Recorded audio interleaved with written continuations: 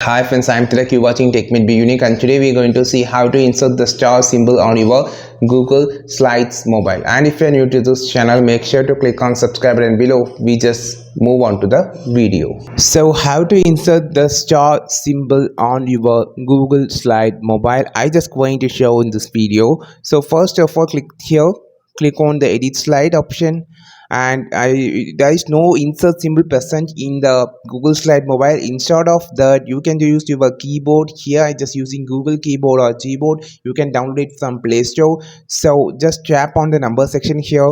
You will see a star symbol here. You just want to long press here, so you can have this pop-up. You just want to change and switch to the star symbol. This is how you just insert the star symbol on your Google Slide mobile. Otherwise also you can use a emoji option here. Click on the emoji and you will have a search bar here.